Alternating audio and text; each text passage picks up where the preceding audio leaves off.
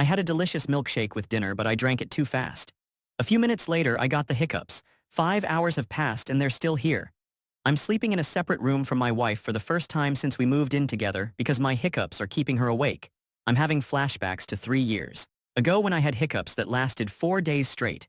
I was unemployed and embarrassed to go to the doctor, but I was about to break down when they finally stopped. This time, if the hiccups don't stop, I'll go to the doctor sooner. People think hiccups are no big deal, but after days of sleepless nights with involuntary muscle spasms, it's borderline torture. I think I may have PTSD from my previous experience.